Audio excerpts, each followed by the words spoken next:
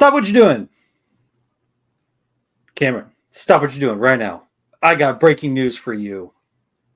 And for everybody listening right now. This is totally groundbreaking, scientifically exploding brain.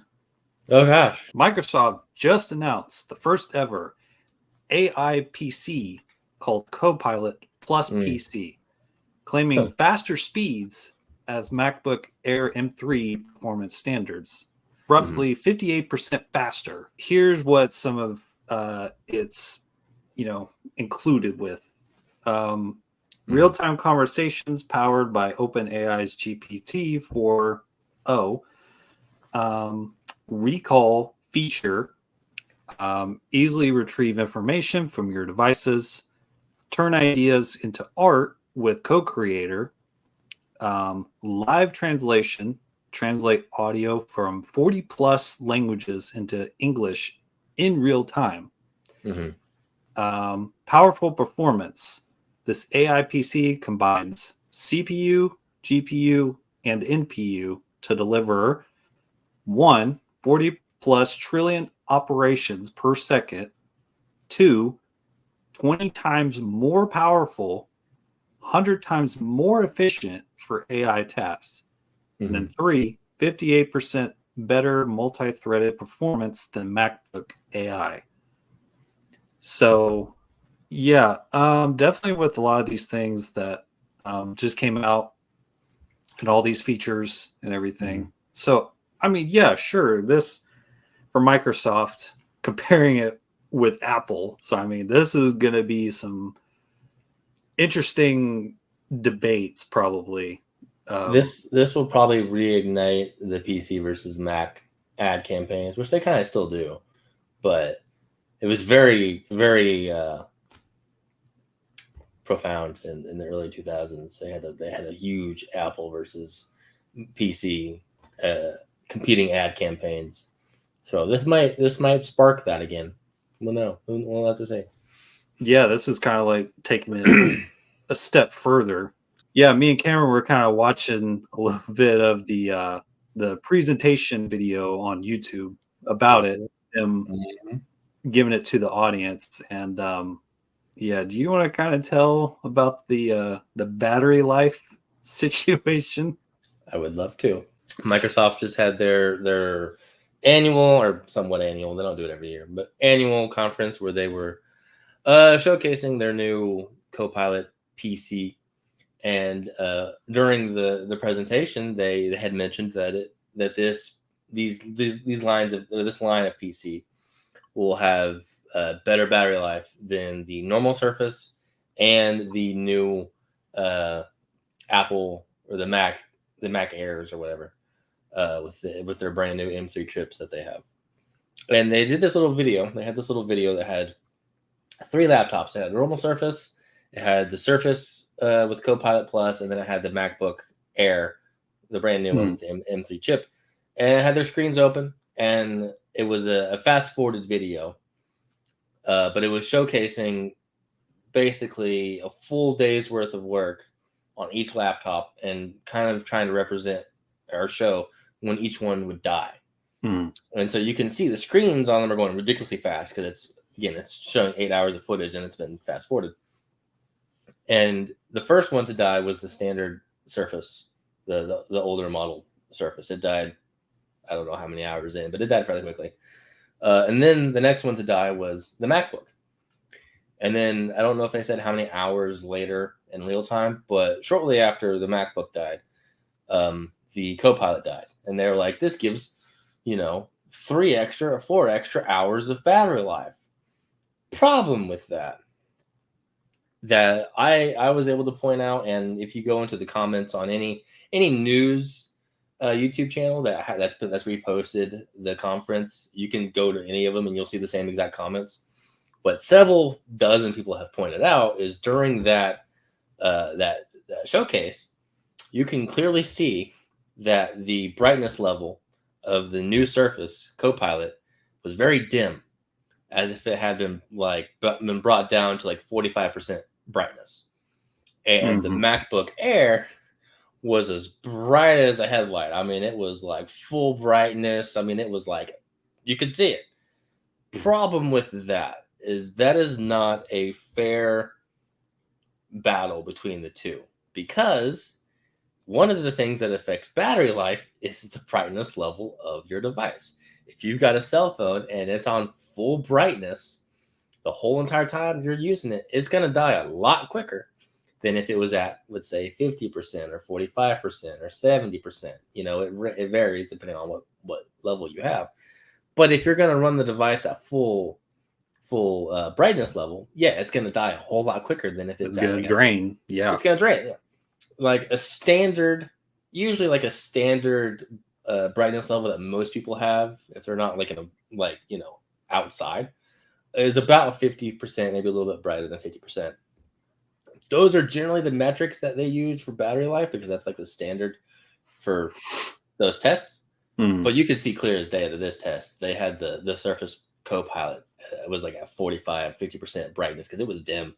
It was kind of gray because it was so dim. And then the MacBook was like full brightness. I mean, it looked stunning because it was at full brightness. Yeah, of course it's going to die in 6 hours instead of 8 or 10, because you're also draining the battery, not just by doing the tasks, but by running up the brightness level. So many people have pointed out in the comments of those videos that's not a fair battle between the two. And so a lot of people are not seeing that particular test as really being worth anything when it comes to battery life, because it's clearly a rigged test. I mean, it's so obvious, it's not even funny. Anyone with two eyes can see that. Yeah. Yeah, I'm sure if you watch that, I'm sure for some people it's kind of hard to miss at first. But then when you kind of go back and look at it, and just the way they kind of present it, it's more this is really groundbreaking, right. thing. And it's like Yeah.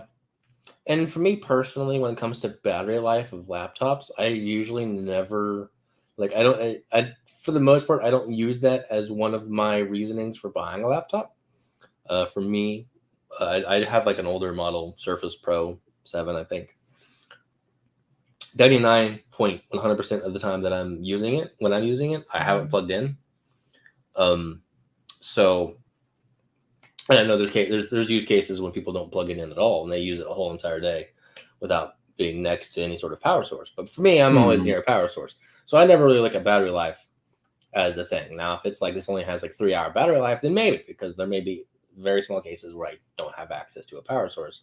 I would like more than 3 hours.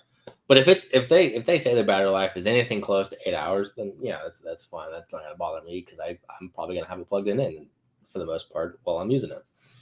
So, but it was just really funny that you could see that it was an unfair test. Just test it normally. And you know what? If it doesn't beat battery life, then just don't mention that. You can say it has a great battery life, but if it truly can't beat the Mac, then don't put that.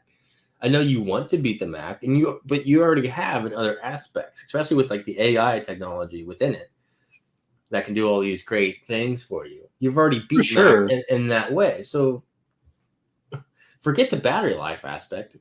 So that just made me, I mean, that made us just kind of laugh.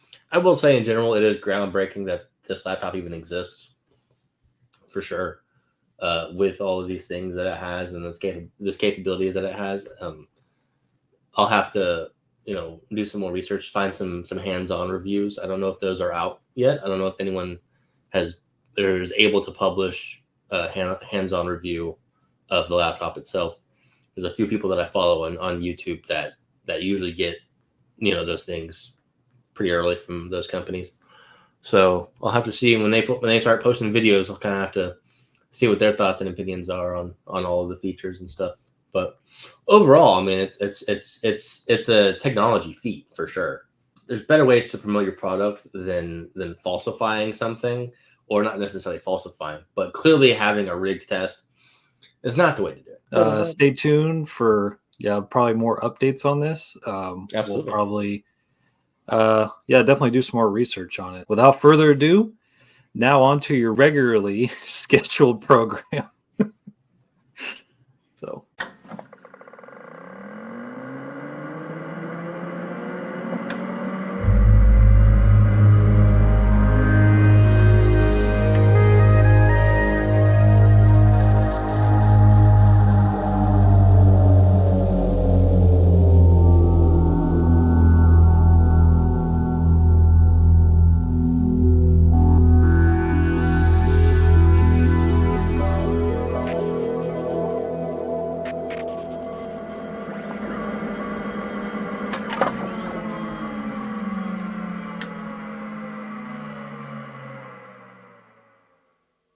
Cheers. Cheers.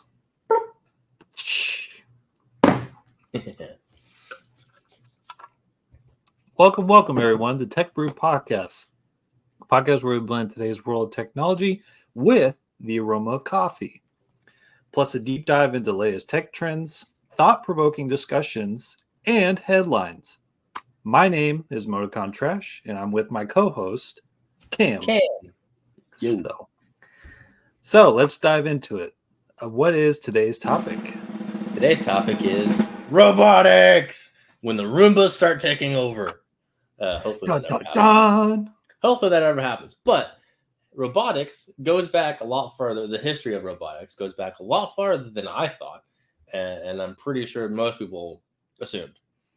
Starting with actually the year 350 BC, the brilliant Greek mathematician Archytas built a mechanical bird called the pigeon that was propelled by steam. It served as history's earliest study of flight, probably also the first model airplane. That's quite interesting. Shortly after that, in 322 BC, Aristotle wrote a very interesting quote. If every tool was ordered, or even of its own accord, could do the work that benefits it, then there would be no need for apprentices or slaves for the lords, hinting how nice it would be to have a few robots around. So robotics have been around and recorded history for a long time, at least the very standard definition of robotics. Now, when we think of robotics, obviously we think of iRobot, Terminator. It's very advanced robotics, but the basic knowledge or the basic formation of robotics, simplest form I should say, has been around since 350 BC, if not earlier. We don't actually know. But we're going to talk about a few key points in robotic history that I have pulled from various articles that kind of go over the history of robotics, both real robotics and how it's influenced in TV shows and books. So some of these articles mentioned will be sci-fi references, which are really cool because I love sci-fi. But yeah, so we're just going to kind of go back and forth and talk about some really cool key points about robotics that we thought that would be really interesting to teach about. So would you like to do the next one? Mm-hmm. We're going to jump a little bit further to 1495. Leonardo da Vinci designs a mechanical device that looks like an armored knight. The mechanisms inside Leonardo's robot are designed to make the knight move as if there was a real person inside. Inventors in medieval times often built machines like Leonardo's robot to amuse royalty. Can you imagine a robotic knight, like a shield and like an axe or a sword? Kind of reminds me. I don't know why I thought of this, but I don't know exactly why I thought of this, but it kind of reminds me of the Harry Potter movies. I think it's like the very last one. Even in the game that just came out, where they've got Professor McGonagall, she's like protecting the school, and so she gets all of the knight statues to like come down from their places, and then they start protecting Hogwarts. I don't know why that when you started saying that, that's kind of the vision I got in my head. But that's really cool, though. I'm curious to see an actual. I doubt there's any imagery of that actual Leonardo's robot. But it would be kind of cool to see someone's interpretation of it to kind of get a visual of what that would look like. So yeah, I'm sure somewhere they might have had some kind of art presentation of it, or somebody probably probably did. Yeah, some detailed description of what it might have looked like. like a schematic or Thing. something. Yeah. Yeah, something. Oh. But uh yeah, I think that's very interesting for like what you were saying, Mhm. because I think with some people, what they think about robotics and technology, I think some people do kind of think of when it goes back, they probably think, oh, maybe like 1950s, 1960s. Like, I Right. mean, Absolutely. I mean, to begin with, yeah, there was a lot of groundbreaking stuff during that time, Hmm. but yeah, it's very crazy how it goes way further back, Right. down than that. But Yeah. yeah, do you want to go with the next one? Yeah. Sure. In 1801, Joseph Jacquard builds an automated loom that is controlled with punch cards. Punch cards are later used as an input method for some of the 20th century's earliest computers. So that's not necessarily Hmm. robotics, but it is an interesting keystone into computers, which, modern computers are what build robotics. So it's quite interesting to see how something, especially from 1801, gets used, how it gets basically modernized into 20th century computer technology. I'm gonna kind of just go down But yeah, we a can skip few, through those. but 1898, Hmm. Nikola Tesla builds and demonstrates a remote control robot boat at Madison Square Garden. So obviously, I mean, we would have to put, in perspective that, he is one of the, we could probably call founding fathers of electricity. No, easily, easily. He's one of the founding fathers of invention. Really, he's one of the most well known. Invention, yeah. Yeah, no, I mean he's lot. We wouldn't have a lot if it weren't for Nikola Tesla. Whether it was something that he actually invented or a schematic that he drew out for something that he was trying to accomplish, but the technology wasn't there. Hmm. I actually have a book that I've never read that I need to. That is basically a full history of Nikola Tesla and his inventions.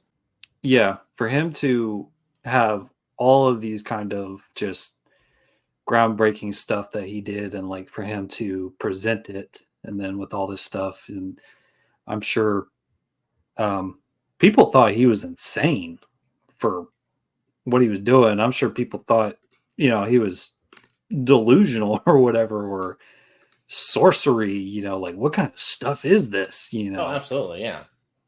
Witchcraft. Exactly, yeah. But obviously, yeah, like imagine if he never existed, like what kind of world would we be living in, Right. now I'm sure Absolutely. there might have been somebody later on that would have kind of had same ideas or same kind of practices for um, technology, and or electricity in general, but but still, Yeah. him as the founding father, and he's being taught in schools, and you know just how important he is and how much he's made such a huge impact on our world. Absolutely. But yeah, we'll just continue on from there. What else you got? Yeah. In 1921, so some odd years later, Czech writer Karel Čapek introduced the word robot in his play RUR, which is Rossum's Universal Robots.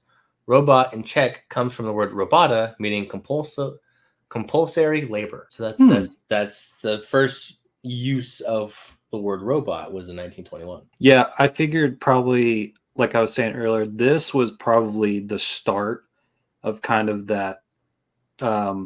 I could be totally wrong, but from just how the way I'm viewing it, probably around 1921. Hmm. Shoot, this might have been the time where it was like, oh my gosh, like what would the future look like with these, These mechanical machines? beings, yeah. Yeah, of, which I'm sure they probably wouldn't have thought of, are they going to take over the world? But, Right. I'm sure with this is like, it feels, I'm sure this time too, it feels very alienated with it. It's Hmm. metallic steel structure of a human like person, with just all this stuff. A few years later, 1926, Hmm. Fritz Lang's movie Metropolis was released. Maria, the female robot in the film, is the first robot to be projected on the silver screen. It took 5 years from a book using the word robot to someone visually designing what a robot would look like. Now, for as the viewers, just picture yourself in that era in a theater watching this.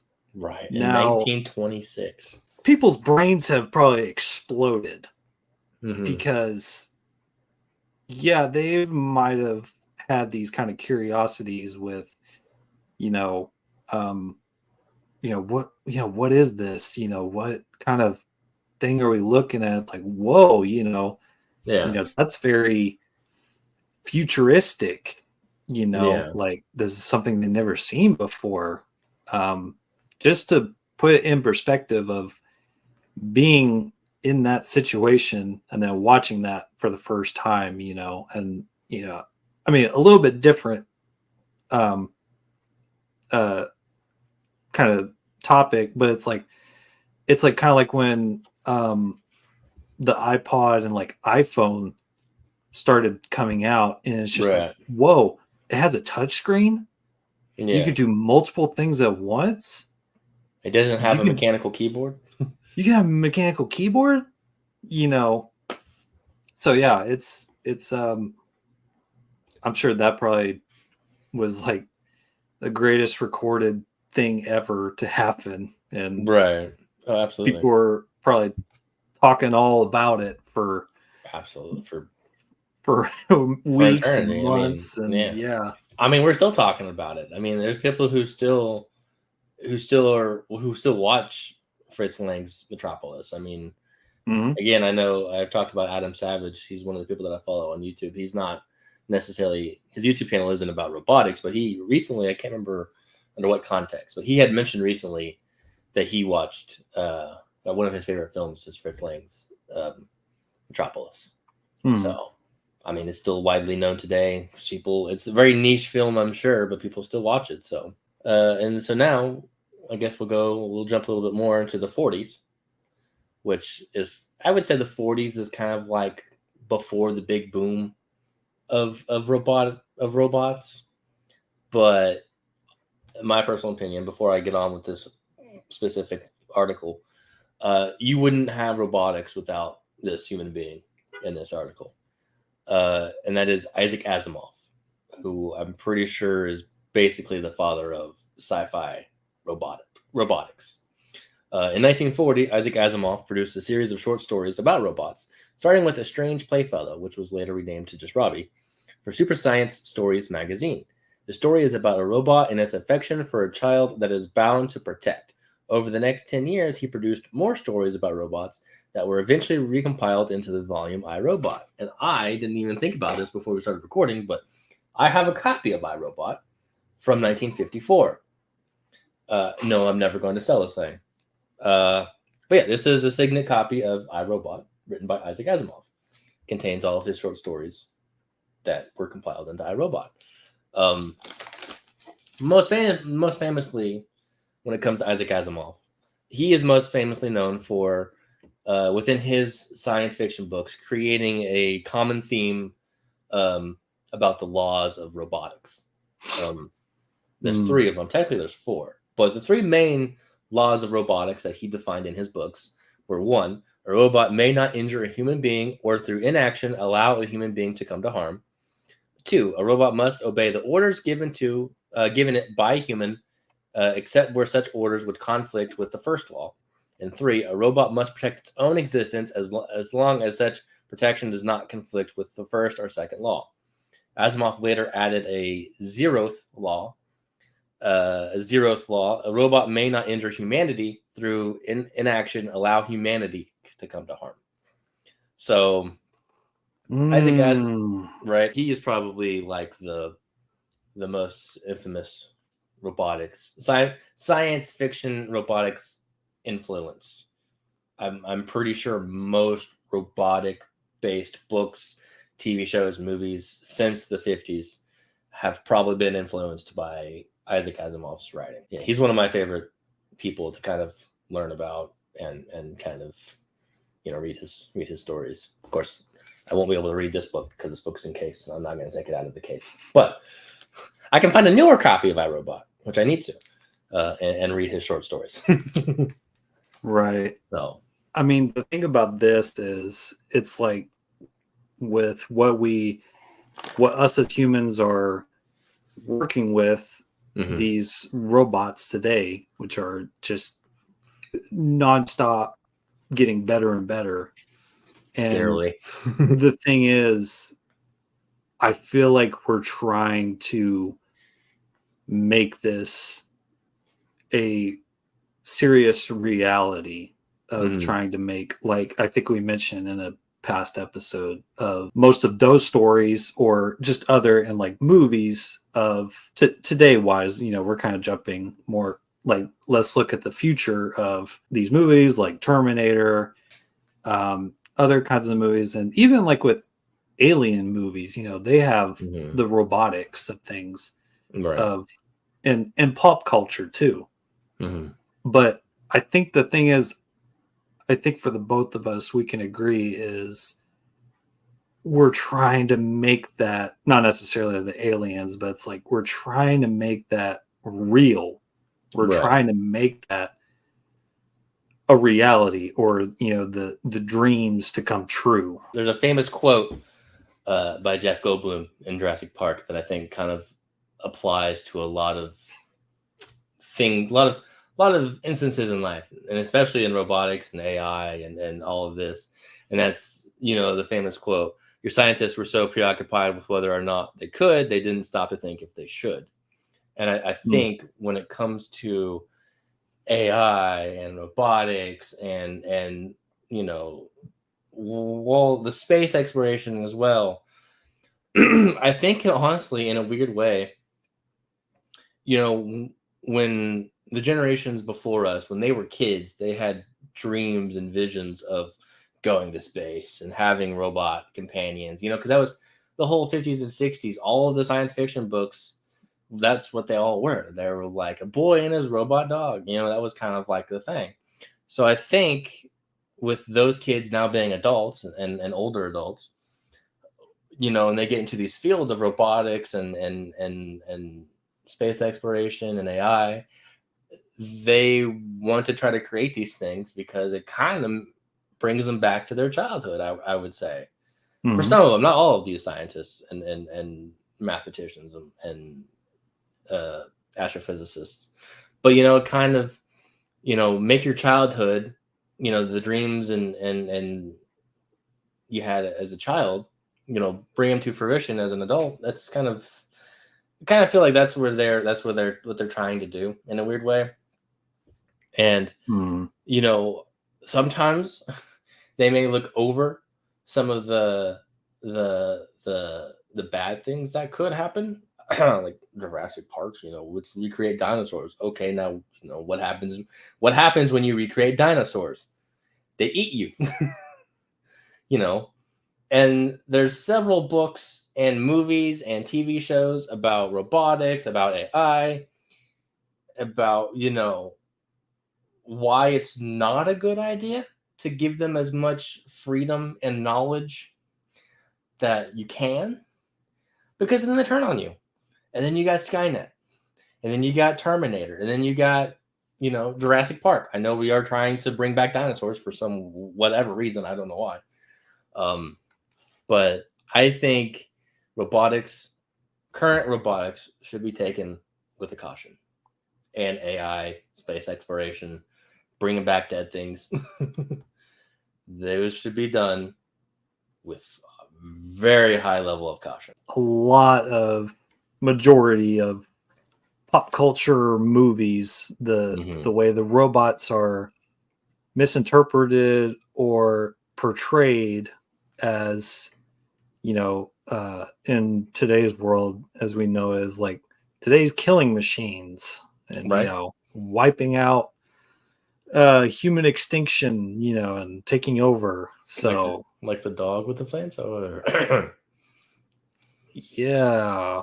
I know that wasn't on our list to talk about, but I just thought of that. It's not a joke. It's no, legit. there's literally I can't remember the name of the company that's developing it because we didn't put it on our list, but we'll probably add it in post.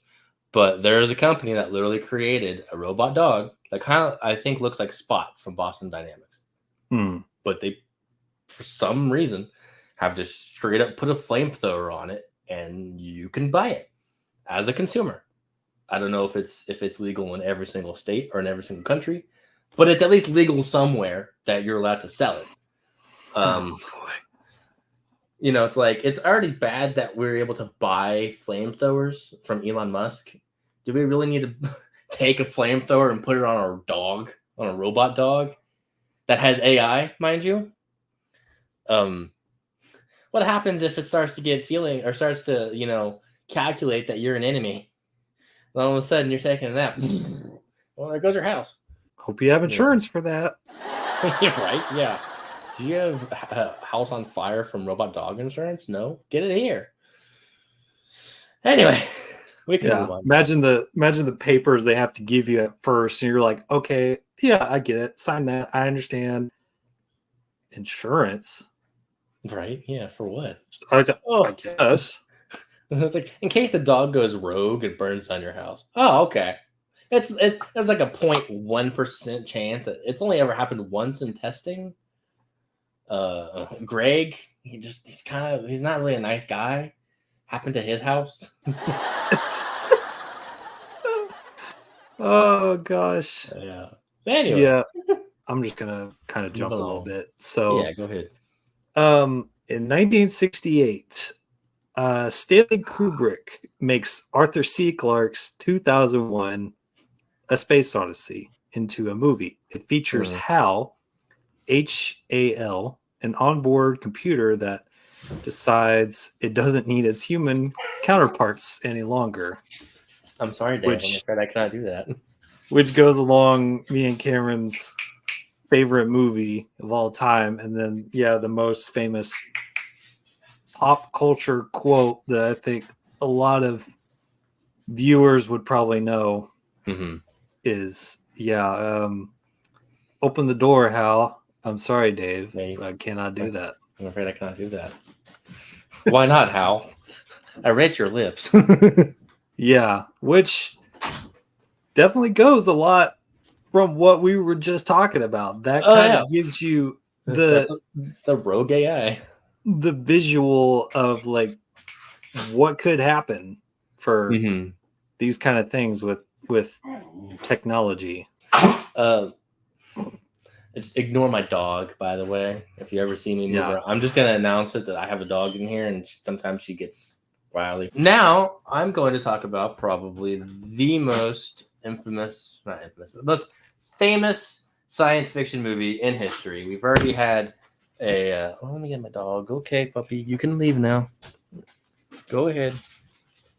There you go. Go. She needed some food. Anyway, back to your regularly scheduled programming. 1977. Evan, you know what was released in 1977? Star Trek. No, I'm kidding.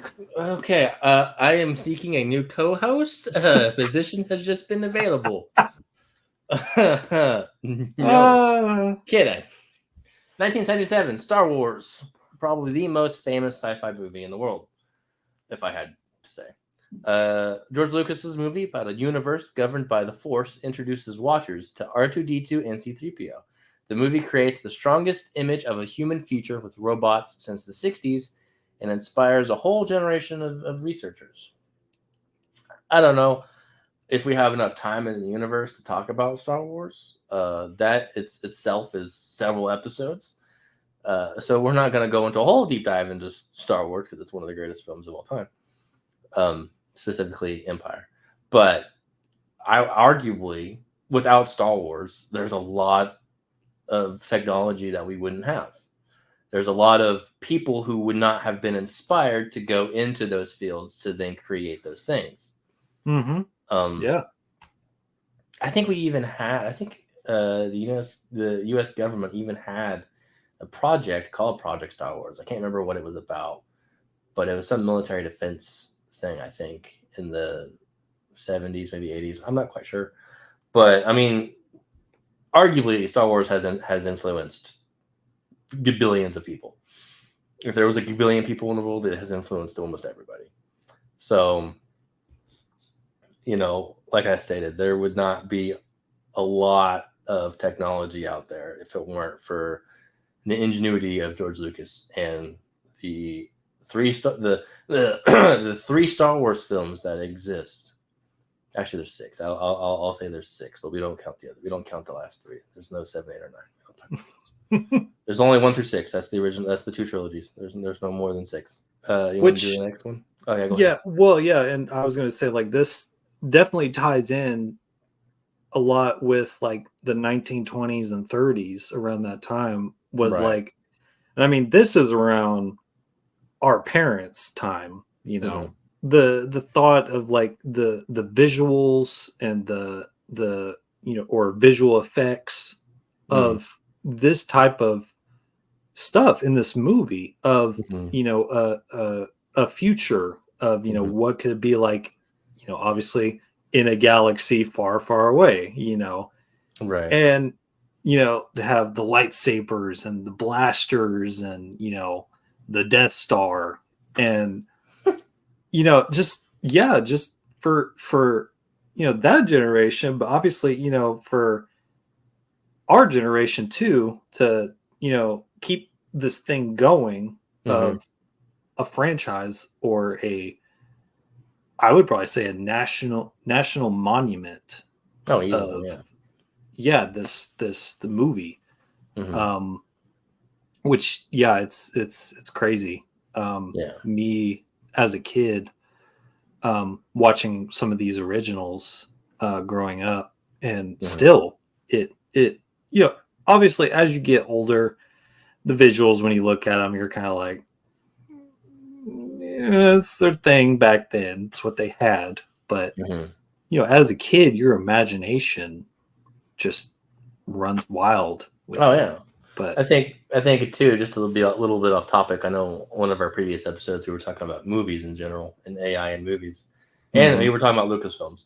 But one of the things about Star Wars that's so great is the way that they developed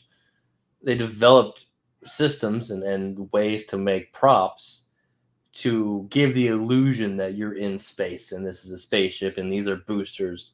And they had that stuff probably a little bit before then, but without Star Wars, there's a lot of the way that people make spaceships and how they make the sounds of spaceships and how they show what space looks like and what planets look like from space. You wouldn't really have a lot of that without Star Wars. I mean, Star Trek as well, because Star Trek was a little bit earlier than Star Wars. But Star Wars definitely inspired a lot of prop makers, and mhm. a lot of visual effects artists. Although the original movie didn't actually contain visual effects because that was the 70s. They didn't have that back then. Now the older movies have been obviously they've been redone with special effects, um, as technology advances to make it look to freshen it up and keep the visual effects a little bit better. But there's a lot of things we wouldn't have if it weren't for Star Wars, and not just robots. I mean, it's like I said, space and ships and a whole bunch of things. So it's definitely one of the most integral parts of science fiction history for sure. Yeah. So, but anyway, continue. Yeah. So, will you want to do the next one? Or you can go if you want, Okay. Okay. whichever one. Um, this one is another science fiction one that I like to mention because it's a book. It's another book that I have. And that's 1982 Blade Runner. I know that's very similar. I mean, technology-wise to Star Wars, not a lot of advancements have been made. It's based off of a very famous book, "Do Androids Dream of Electric Sheep," which is a book that I have and I've been reading in it, and it's another one of those integral books, authors I would say, but definitely one of those integral books about robotics that shaped how we view robots, especially like human looking robots. And this, the plot to this book and movies that it's a guy hunting replicants, so robots that look like humans, so they have like human skin or synthetic skin. But that's kind of, I believe, one of the first instances of like robots like looking like humans. Like you can't tell human or robot because they have synthetic skin, which I think that could be a scary thought. I don't know if that's like where the fear of robots taking over came from. I'm sure it was probably before this, but adding this aspect of humans with synthetic skin that looks like humans, or robots with synthetic skin that looks like humans, probably didn't help the whole robots taking over the world fear. Jump a little further. 1986, the Lego Group and the MIT Media Lab collaborate to bring the first Lego-based educational robotics and control products to market. Lego TC logo is used in the classrooms of thousands of elementary school teachers. Yeah, definitely an interesting collab to do. Great marketing. and that company, which I don't even remember, but I know Lego's been out for they've been around decades. Forever. Yeah, way before the 80s. I mean, still, me as a 26-year-old, I still love Legos. We both love Legos. Oh yeah. But yeah, in order to bring in the educational robotics part of it and just kind of morph it together. I think sometimes they do it for like some schools or programs or like scholarships, things like that, which is amazing to do. And just how creative, you could have a 15-year-old make a Lego robotic arm that can pick up a water bottle and put it in a trash can. It's like the human innovation for things like that is amazing. Oh, absolutely. Yeah, and it's a great way to it's an ingenious way to get kids involved with robotics. Because robotics is not an easy thing to learn. It's a very complex, especially like modern robotics. It's a very complex way. It's a complex subject. So, and especially having a company such as Lego, who was like the number one toy company in the world. I don't think that's actually true, but they're the number one like brick building company in the world. That's easy to say true. Having them team up with MIT to come up with robotics, the bare basics of robotics to teach kids and to get kids interested into robotics, I think is really cool. I didn't know Lego robotics was even a thing, but I do know that I've seen some videos of people using Legos to build arms and stuff, and I just had never associated it with it being an already existing thing. So, in 1986, the Lego Group and the MIT Media Lab collaborate to bring the first Lego-based educational robotics and control products to market. Lego TC logos used in the classrooms of thousands of elementary school teachers. So yeah, that's definitely educational and, to collaborate. And yeah, the robotics side of it, it's not very, simple. It's not easy. Complicated, but that is interesting to merge those two things together to make it a challenge.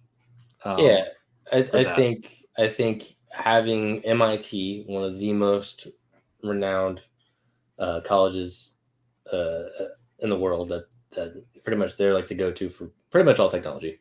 Not really, but mostly really. And Lego, one of the world's largest toy manufacturers, definitely the world's largest brick toy manufacturer, come up with a way to introduce the basics of robotics to children, especially in the 80s. I Mhm. think that also, absolutely. I wish I had that when I was a kid. I think they do still make robotic kits. I think they're a little bit more expensive now, but that I can definitely see that also inspiring some kids to pursue robotics or other STEM based fields um, when they got older. So I know For sure. I still play with Legos, and we're what, like 26. Me and my I girlfriend do too. we just bought uh, a few Lego Star Wars kits, like the tiny ones, and that we put together because we like to do that together. And now I have a thirst for the bigger kits, the ones that are like huge, that are like $1,000 that I'll never own. But you gotta start somewhere. But anyway, jumping on a little bit, we're gonna go to 1992. Boston Dynamics, which I know they are one of the most commonly known robotics company. They have the little spot dog, the little yellow dog thing that can flex and move, and they also have another one I can't remember, but it's the one that can do like all the backflips and stuff. Looks like it has like a backpack on it. And it's like white, and it just like does that. Mm. Um, Boston Dynamics was founded in 1992. It was a company that was founded as a spinoff from MIT. So it's actually some people from MIT who spun off and created their company. And Boston Dynamics easily is one of the most common robotics developers that we have in modern history. They pretty much are on the forefront. Definitely like industrial. Like I think they're trying to push like the industrial use of robotics. Mm-mm. For like Amazon and stuff. I think they are their technology that they develop is kind of designed in a way to be for more industrial use, I think. So quite interesting that they've been around since 1992. Yeah. It's a long time. I wasn't even born yet. Neither was I. It was -5. So yeah, I'm gonna jump a little bit. I'm gonna Yeah, go go ahead. to 2000. Yes. We I was have I was hoping you'd cover this one. we have the new innovative BattleBots event is held BattleBots. in Las Vegas, Nevada. Which So has I will tell you now has been actually, it was originally called Robot Wars, and then it got renamed to BattleBots. Actually, it got renamed to BattleBots more recently. So oh, they kind of got it wrong in this article, because I remember watching it because it was on the Discovery Channel when I was a kid, when I was a teenager, and it was called Robot Wars. And okay. that came out. I think that was like 99, 2000. It was called Robot Wars, and then it ran for a few seasons, and then it came back recently, like 2016, 2017, and then they renamed it to BattleBots, which Robot Wars sounds cooler, but but it's essentially the same show. I mean, they it has the same thing. Um, it's interesting to see the robots that they get to battle it out, and how big they are, and they're like, yeah, this one weighs 2,500 pounds. You're like, holy crap. Yeah, And they're I huge too. It's like because especially if you watch like the BattleBots TV show, like the one that's currently on or was on mhm. recently in the past few years, you look at these bots, and the most of the show, it's from like an aerial perspective of the arena, and you see these two bots, and you're like, oh, they're probably like a foot long by a foot wide, and then you see them like on a cart next to the person, and they're like 3.5 times as large as a human. You're like, oh, okay, it's a little bit bigger than I thought it was going to be. Yeah, and it's made out of like 17-inch thick steel. It's like, oh yeah, that's a heavy being right there. It's a heavy beast. Yeah, to kind of give like more context of just like how serious this pretty much is for viewers Mm, that kind of don't really kind of get it, but I recommend if you just go on YouTube and just watch, like, these are actual, like, it's kind of like WWE for robotics in a way. that's a phenomenal way to put it. It's literally a WWE for robotics. Yeah, so you basically just have like what Cam was just saying, you have these different sizes, different shapes, you Mm, know.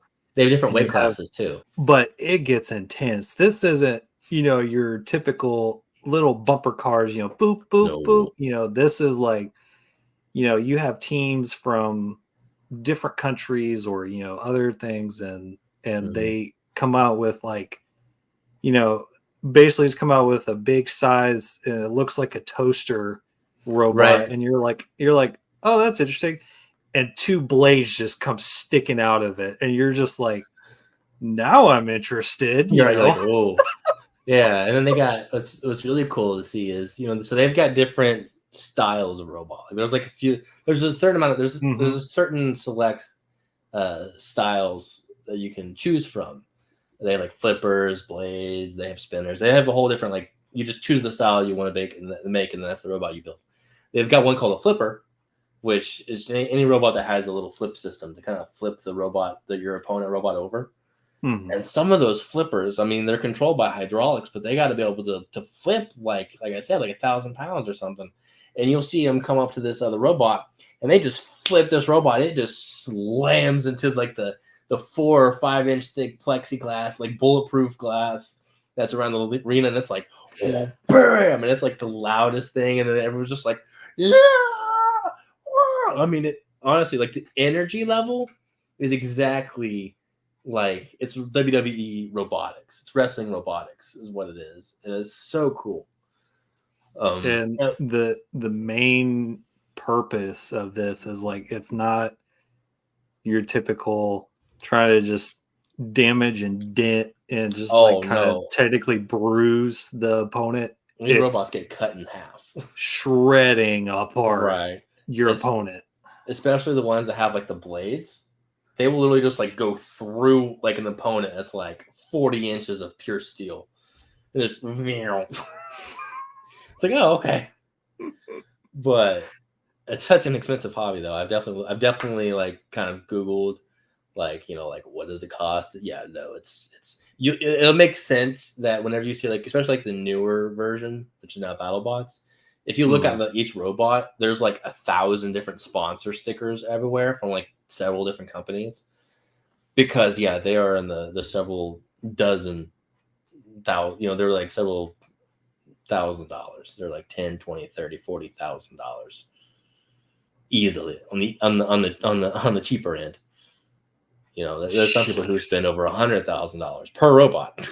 So, but the next thing we're going to talk about is another robot, but not a battle robot, a vacuum robot. The whole purpose for this episode. In 2002, iRobot, which again is a reference to iRobot, the book, released the first version of the Roomba, the first ever vacuum cleaner.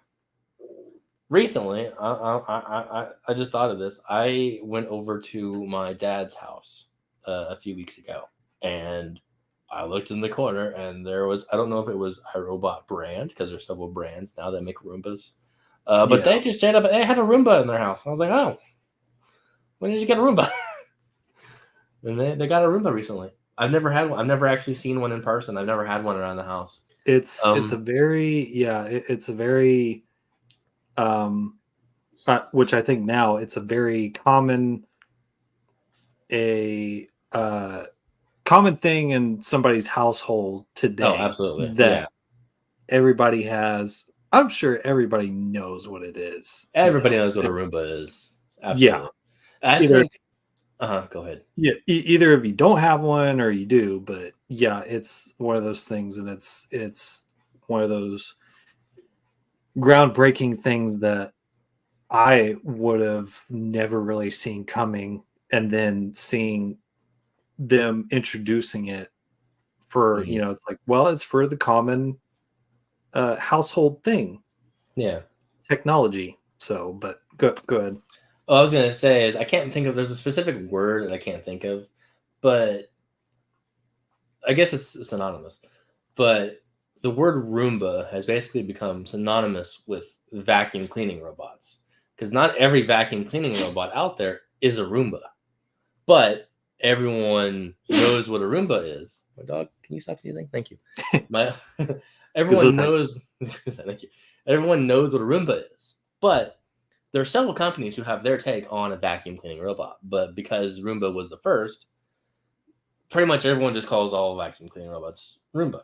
Kind of like when someone says, Google it. When someone says go Google it.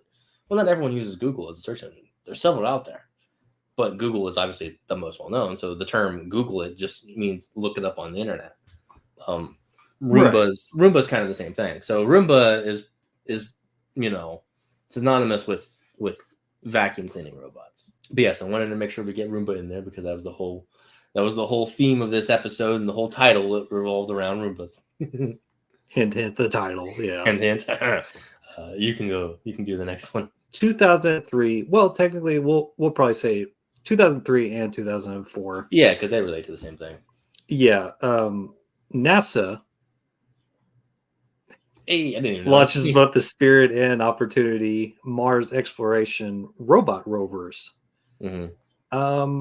Yeah, that's definitely one of the very interesting thing about NASA being this thing of having these robots with arms, wheels, like almost like a car with cameras, and able to go beyond further what us humans can't really reach, which who knows, Right. we might be able to in the future.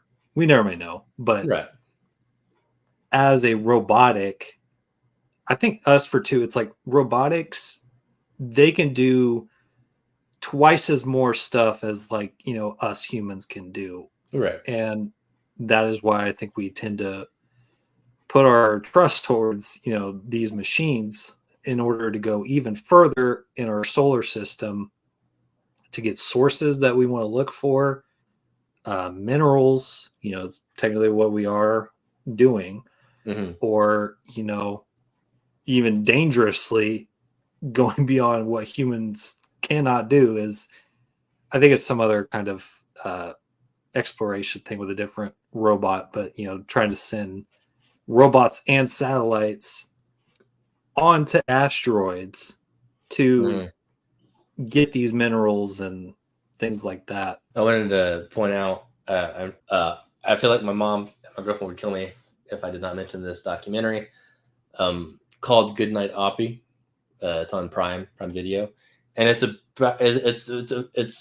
an interesting documentary, but it's a documentary, or it's a documentary about the creation of the Opportunity and Spirit rovers, but specifically about Opportunity. But it is sad. I will let you know that you will cry, because they do kind of put a light on Opportunity as like having emotions, like just through the narration. I forgot who narrated it, but through the narration of the documentary, especially when they had to turn off Opportunity, when they lost contact, I should say, with Opportunity, and they haven't had contact since. I don't remember when they lost contact with Opportunity, but when they lost contact with Opportunity, they make you feel it. It's hard to explain, but it's a very good documentary from like a science standpoint. But the narrator does a really good job at relaying emotions about how it feels to lose connectivity to something that you've spent so many years building, and like it being like your baby, like your prod, like like this is my baby, and then it shows the scientists at NASA kind of like crying because they've officially lost contact with Opportunity because Opportunity has officially shut down. But it's a great documentary and learning about how NASA builds rovers. But it will make you cry. I'm gonna go ahead and read the next one. Okay, go for it. Let's see. Let's do 2016 because I think 2016 is a good one. 2016, Sophia, which I'm not sure if many people know who Sophia is. Sophia the robot is a social humanoid robot developed by the Hong Kong-based company Hanson Robotics. Sophie was first debuted February 14th, 2016, and made her first public appearance at South by Southwest in Austin, Texas. Sophie is marketed as a social robot who can mimic social behavior and introduce feelings of love in humans. There are some videos. I know it's scary. There are some videos you can go watch on YouTube. I know the one that kind of keeps popping in my head is you can go watch the South by Southwest footage from 2016. But also, the Sophie robot was featured on the Tonight Show with Jimmy Fallon and a whole bunch of other, obviously, like Good Morning. And I was going to say that. Yeah. Yeah. The one that keeps in my head that I remember the most is the one from the Tonight Show. It was like Sophie is like the first I wouldn't say the first, but like the most well-known robot that they put basically like a more humanoid face, gave it eyes with like eyelids and the mouth, lips, and its ability to talk was a lot more human-like. It's not perfect, but it was a lot more human-esque than robotic. Kind of going back to Blade Runner. It has a synthetic skin that makes it look more human. And I mean, it looks obviously like a robot, but like the skin texture is very close to like a human skin texture. I mean, it looks like I mean, at a quick glance, it looks like a human. Mm-hmm. But yeah, I think the thing with the Sophia robot, was its ability to mimic emotion and to like the way it would say emotional things like "I love you" or cry or anything was pretty like shocking because it was fairly realistic. Yeah, so I would say 2016 was kind of like that's kind of like been like the start of like the big boom of where robotics are today. A lot of the current robots that are currently being unveiled in the past few years kind of, advanced from Sophia. Human looking skin, being able to mimic as many muscles in the cheek. I can't remember how many muscles are in the cheek. It's several, but like all of the muscles in the cheek and the eyebrow. I mean, to be able to do all this motion, I think that was really achieved with Sophia. That was kind of like the biggest, the big boom of the emotional side of robotics for physical, standing up robots. So definitely go check out videos of that robot. Peoples, go check out the videos. Every time that they have that robot, that robot's always like bolted to something for safety precautions.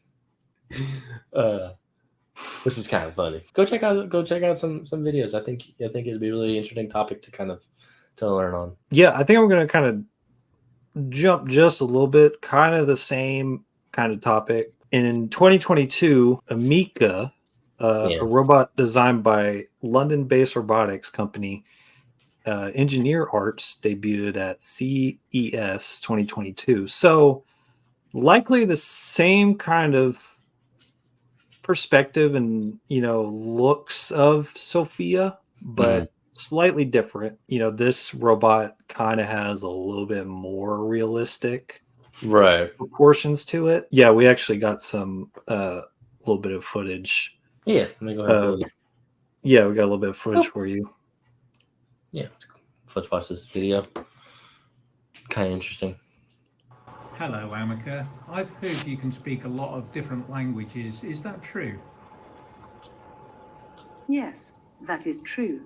I can speak many languages, including German, English, French, Japanese, Chinese, and much more. Give me a tongue twister in Japanese, please, and say it twice. しめしめしながら針を投げる試験官。しめしめしながら針を投げる試験官。 Now tell me what that means in English, please. A test tube that throws a needle while grumbling. And what would that be if you translated it to German? Ein Teströhrchen, das eine Nadel wirft und leise brummt. And what's the weather like today in Berlin in German, please? Heute ist es in Berlin bewölkt und regnerisch, mit Temperaturen um die 11 Grad Celsius. And tell me in Chinese what the weather is like in Beijing.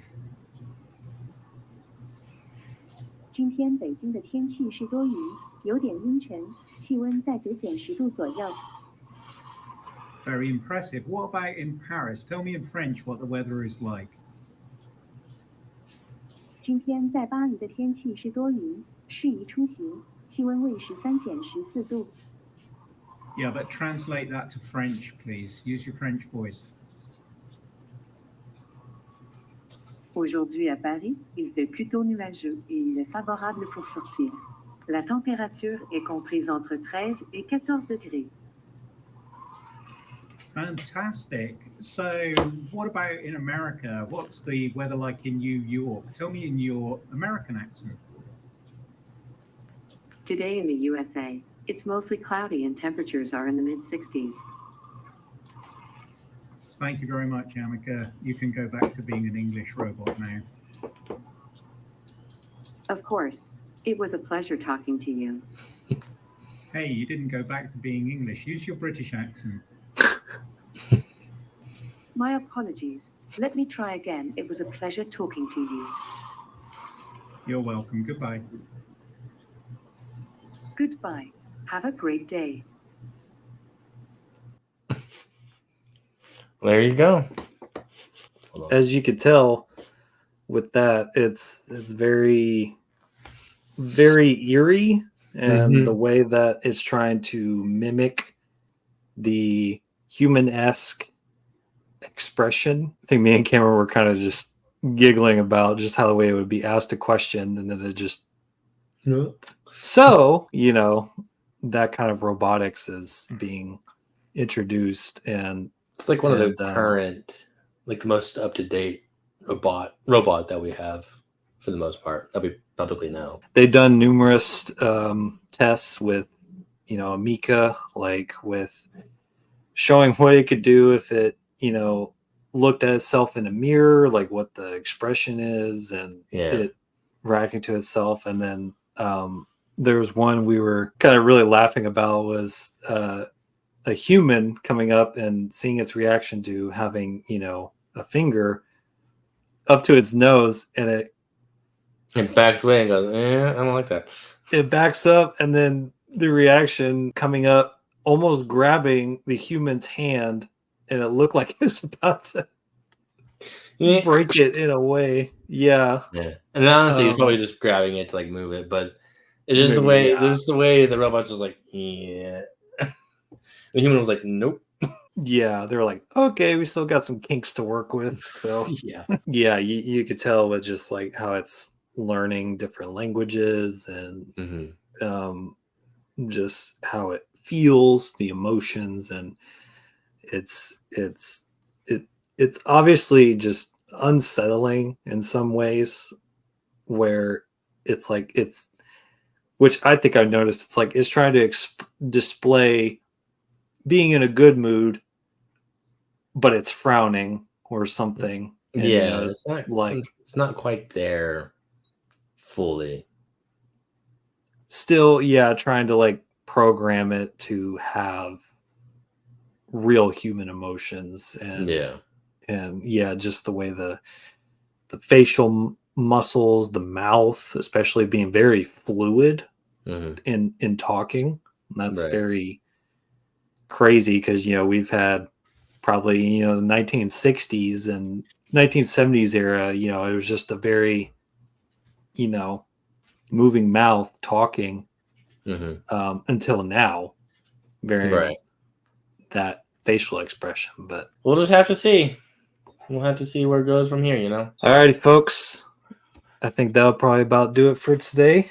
We'll definitely keep up to date, but yeah, as always, if you're interested in this stuff, if you want to know more about artificial intelligence, computer stuff, technology, we'll keep our best to just update you on new trending things. And yeah, we've probably got more topics coming along the way, more content soon. So as without further ado,